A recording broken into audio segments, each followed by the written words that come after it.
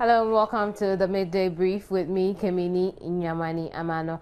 Up ahead over the next 30 minutes or so, the Progressive People's Party says that it will stem corruption with the use of ICT when voted into power. Again, there is another secret tape saga, and Dr. Arthur Kennedy really say that the NPP will lose the December election or not. He will be joining us via telephone and probably give us answers to the many questions we have to ask him. Now, some traders of Guta also say the resignation of the GIPC boss is unacceptable. They'll join us in the studio to explain why. Now, details of these stories and many more coming up in a bit. Stay with me.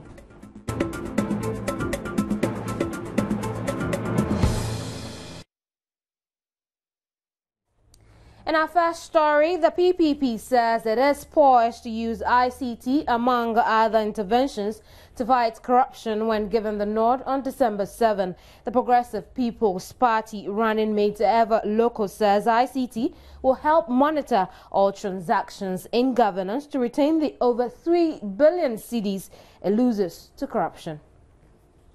The PPP's running mate, Eva Loco, believes after several years of independence with abundant natural resources, Ghana needs not go through hardship. She said the people of Ghana must stand bold and vote out the current regime. This is not development. This is not success. This is not acceptable. This is not good for anybody. Enough is enough. Let's move on. Let us change the scenario that we have been used to. Please give PPP a chance. 1 4-year term, you never regret it, and will continue until we have sustainable development for every single Ghanaian. The PPP intends to improve road networks, build factories and businesses to create jobs, and also improve utilities provision. The PPP will also focus on tourism to generate revenue through what it calls right investment under a PPP regime. We are also going to put in place what we call zones of influence. If you are a big business, let's say in Northridge, and a young business starts, and you give 10% of your expenditure to purchase from this young business, government will provide you with necessary incentive. We are going to make strategic investments that will yield income, and this income will be pulled together to help put some of these projects into place. Eva Loco assured that the fight against corruption would be better managed under a PPP government with the use of ICT. There's ICT. You make sure that all transactions are supported by ICT. You put monitoring and evaluation in place, and you make sure that if anybody, your mother, father, enemy goes against the rules, please give them the requisite punishment. We are not talking about a perfect society, but we are saying we will bring it down to the barest minimum. And all those who are in that minimum, they will go to jail if they do not change. PPP says it will harness solar, thermal and wind energies to produce stable power when given the nod on December 7. Again, a member of the National Advisory Board of the PPP, Ladi Nylander, says GIPC Board Chairman Ishmael Yamson's statement regarding the resignation of CEO George Abuaje is unsatisfactory. You see, if you read the statement that came from him, he said the man has resigned as a matter of principle, although no funds were lost. Now, I don't understand. What does he mean by although no funds were lost? If the man has resigned as a matter of principle, then he has resigned as a matter of principle. Stop it there, right there, period. And if the chairman says that it's a matter of principle, he's resigned, I accept that. But to say that although no funds were lost, to me, it's qualifying the action. And I don't agree. I don't accept that. He, however, offered a suggestion. I am saying that the board chairman should withdraw that letter and say that the man has resigned on point of principle. Full stop. The murky situation at the Ghana Investment Promotion Center, GIPC, is set to grow muddier as questions about the exact amount doled out for the board chairman's birthday party and the exact balance returned has been called into question.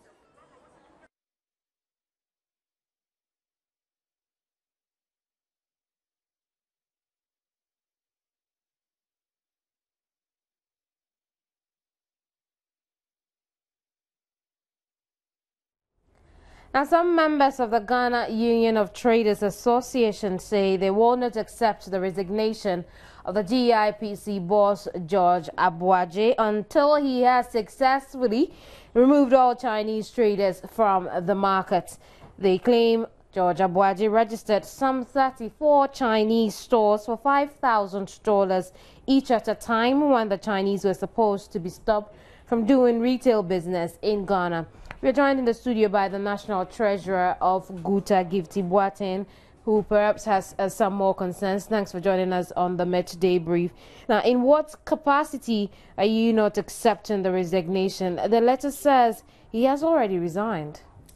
We are not accepting his resignation because during the time that the Chinese were given 4-month moratorium period to leave the market, they didn't leave, and GIPC and Ministry of Trade told us that we had to give them another grace period of 3 months. And within that 3 months, GIPC was able to register 34 Chinese into the market. Right. And we are saying that we are not satisfied with his resignation because he was supposed to have resigned earlier, because we know that he was standing for his constituency, vying for whatever he wanted to do for this election. So when we hear that he had resigned, we are saying that he hasn't finished his work he has to come and remove those people, those 34 that he registered. But even when we are agitating that the Chinese should leave our market, and the government, they have approved that they have to leave the market by 16th of October, they managed to register 34 people and they took 5,000 from them. So we are saying that he has to come and remove. Who is he leaving? Granted, but once he has resigned, someone else is going to take his position. Besides, we have the task force too. So no, the task exactly what are you worried about? The task force is no more. The GIPC and the Ministry of Trade, in conjunction with immigration, they are no more out because they said because of the election, and we have accepted, yes, we are waiting. But we are saying that the GIPC boss, when we met, there was a time that they were supposed to give some money to satisfy the public, to do advert in the media. And the budget that they took from the media house was about 20,000 Ghana cedis. And in conjunction with Ministry of Trade and GIPC, they said their budget was not enough. So we traders are shocked to hear that GIPC was able to dole out 20,000 Ghana cedis for Mr. Ismail Yamson's birthday, and also 4,000 for some men, Mahama group, to go and do something. When they were not able to look at us, we are traders, and we pay taxes, so we are shocked. The GIPC is not supposed to be giving GUTA any money. No, when we went to that meeting, we all agreed, and with GIPC and Ministry of Trade, they were supposed to sensitize the public that the Chinese were going to leave the market as a 16th of October. And our beef is that he registered 34, even aside those who were in the market already, he registered 34 more Chinese in the market. And this thing has been going as at now. The Chinese are still in the market, and the law says they are not supposed to be there. And our law is not working. We are saying that his resignation, we are not satisfied. He was supposed to have done that by clearing those 34, right. Even when we are agitating that they should leave the market, they were able to register that 34 people. And why didn't he resign earlier? You understand? So this is our problem. Now, without George Abuaje, doesn't mean that GUTA has no trust in the GIPC to continue whatever it was doing. No, we know, we have trust in GIPC, but with George Abuaje, even when this thing, the reason why traders are mad that when they were supposed to at least do some adverts on TV just before the 16th deadline, nothing. They did just some few on GTV, and we are shocked if he is able to dole 20,000 Ghana cedis for one person's birthday. He could have helped traders, and this thing wouldn't have, happened. That the Chinese are still on the market, and as I talk now, just last week, a Chinese man opened a shop along Zongo Lane, and he's now boxing and trying to put things in. As we talk now, they are still coming in the market. So our beef is with the GIPC. Though he is gone, we are ringing a bell that GIPC should set up in doing their work properly. If George Abuaje does not come back, what will Guta do? Oh, we are not going to be. We are still agitating, but this is a word of caution to GIPC that they should be up and doing, and they should stop registering those so-called investors. Because as of now, as I stand here as a trader, if I go right now to Chinese embassy, they are not going to give me a visa because probably I went last 2 months. They're going to wait 1 year because they have their agents here right now. They want their agents to take over, and we should do trading with them. They're not supposed to come to China because they want them to come and take over. So we are saying that this is what the Chinese government is trying to do, to let them come and take over our business, and we would not stand for that to happen. Let me just inform our viewers that we're putting an effort to reach the GIPC to comment on some of these allegations and comments coming from Guta. But you also have a problem with the Minister of Trade, Hannah Tete. Exactly what is the problem? Oh, we don't really have so much problem with, because the Minister of Trade really has helped traders. But the little gist that we had when we went on the demonstration, that he said that, oh, Guta was being funded by some political... Are you? No, of course not. There are all sorts of political divide people on the trade, on doing trading. And this thing didn't start now. It started in 2003. At that time, it was the MPP government that was in administration. At that time, did the MPP tell traders that we were politicians? No. There are all sorts of political divide people on the market. So when he said that, that was where we had a little problem with him. But he came to rebuttal that, no, he didn't mean that. So this is what we let... But then again, you can't overlook the fact that these foreigners who are doing retail business in the markets probably have the right to be there. Let me explain to you why I'm saying that. They have paid $5,000 and they have certification from the GIPC to be there.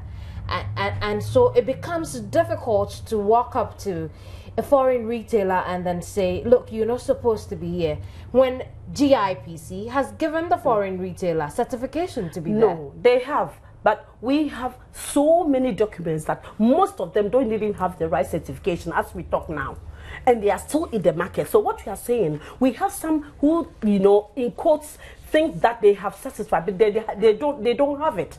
So what you are saying, and we know, and we've given all those lists to GIPC, Ministry of Trade, the task force, and they have all the lists.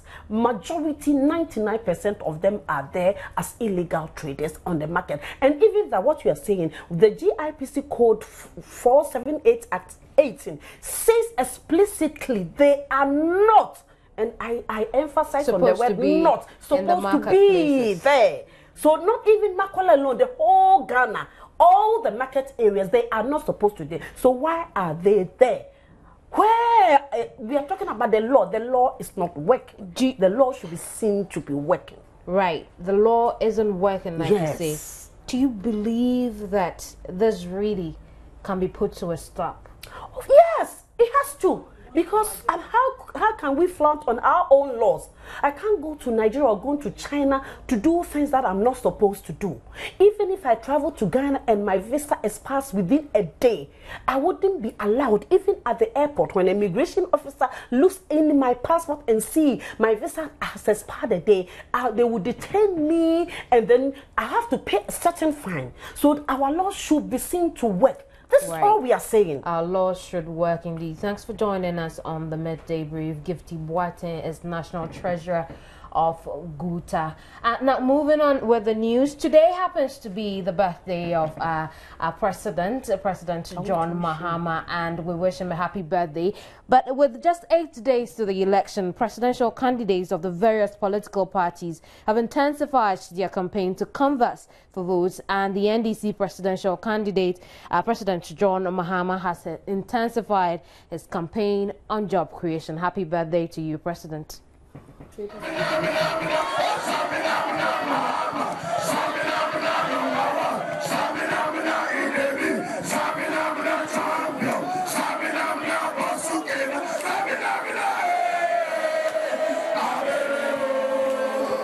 As he moved his campaign tour to the Central region, President Mahama has charged the students of Cape Coast Polytechnic and University of Cape Coast to take their time to scrutinize the manifestos of the various political parties and vote for the one with good policies on job creation. President John Mahama said his party presents the best policy on job creation and promised their determination and to keep accelerating the pace of the economy to create more jobs for the youth. According to President Mahama, the NDC has a special strategy to create decent jobs for Ghanaians.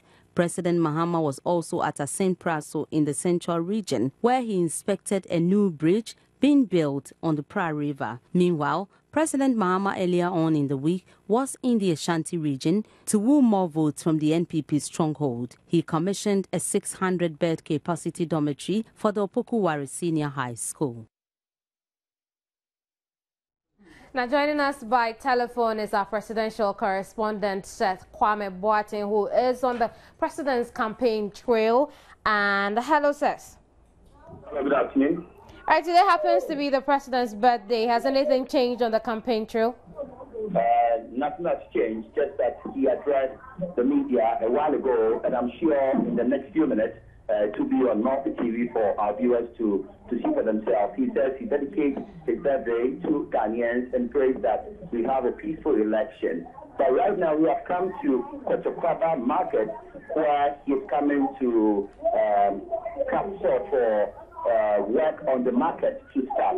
And the amount of people of Sajifo Kojiata the second just addressed the gathering, and he said he's so happy that the president has fulfilled the promise made to them by the late former president John Basatamil, and John Mahama has come to do it for them, and he's so grateful.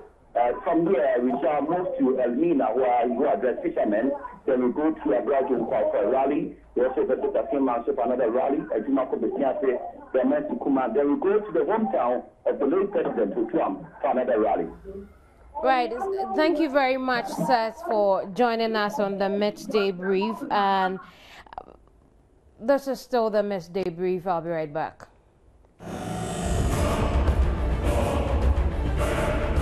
We should not be afraid to set the record straight. They are stealers. That's who they are. July. That's who they are.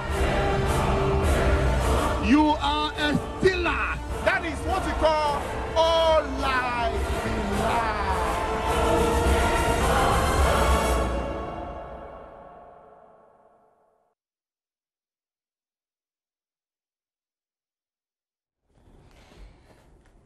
Welcome back, and moving on with the news. An inspection and commissioning of several basic schools replacing those and the trees by Greater Accra Regional Minister Ni Laye Afote Agbo reviewed. Most of the projects have been completed. However, on the day-long trip in the hinterlands of Greater Accra region, interesting observations were made that revealed that some schools and the trees do have swag. Matilda Nyakwa Dennis was on the trip and has filed this report. On the day-long trip of inspection and commissioning of several schools in the hinterlands of the Greater Accra region by Regional Minister Nilaye Afotiagbo, about 10 projects were visited in the Shai Osudoku District Assembly. It was interesting to note that although these schools and the trees have raised contentious issues across the country, some live in their own heaven under the thatch and tree classrooms. Take a look at this beautiful wall clock hanging gracefully on the thatch wall. It reads approximately 12:10 and it outshines the wall on which it hangs. And this is the exact time we got to the school. Even though the children sit in this uncomfortable building, their clock equals that of those learning in well-constructed buildings. This beautiful drum was prominently displayed in one of the schools visited, and its presence speaks volumes. Although we are not in the best of buildings, we can boast of one of the best musical instruments. If you thought the school bell no longer exists, just take a look at this old school bell placed on this young child's table. It looks bigger and seems to weigh heavier than her. She looks used to it and she looks away from it to her teacher. As if this is not enough, take a look at this bigger bell. If this bell sounds, your guess is as good as mine. Its thunderous ring will definitely yield results. It was interesting to also observe that in the same classroom of some schools, some children wore different clothing colors.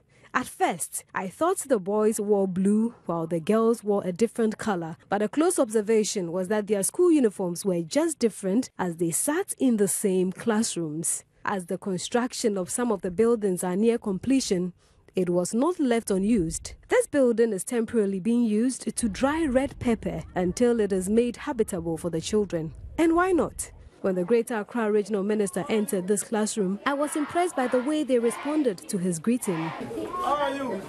Yeah, fine, thank you. And what about you? I'm also fine. But do you know me? No. You don't know me? Yes, sir. Okay, I want to ask you a question. Who is your regional minister?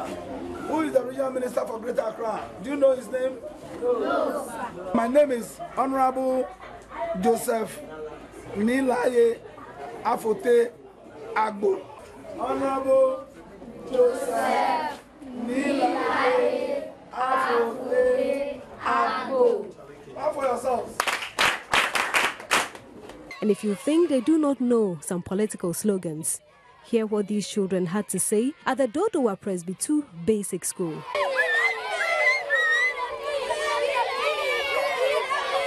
As we went round from school to school, noting these interesting objects and occurrences, I could only come to one conclusion. Some schools and the trees have swag. Matilda Nyakwa Dennis, Joy News.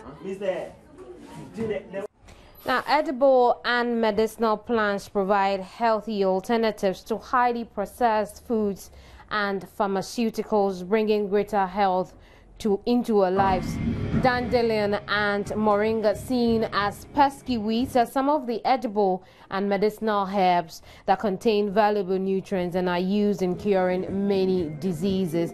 Now, traditionally, the dandelion roots and leaves were used to treat liver problems, and Native Americans also boiled dandelion in water and took it to treat kidney disease, swelling, skin problems, heartburn, and stomach upsets. And in traditional Chinese medicine, dandelion has been used to treat stomach problems, appendicitis, and breast problems such as inflammation or lack of milk flow. In Europe, it is used in remedies for fever, boils, eye problems, diabetes, and diarrhea. That's it from me on the midday brief. But did the former communications director of the NPP, Dr. Isaac Kobina Kennedy, say indeed that the NPP will lose the 2012 election? Join Araba Kumsin with your election headquarters and find answers to the many questions you are asking yourself as she comes up right after me. Thanks for watching.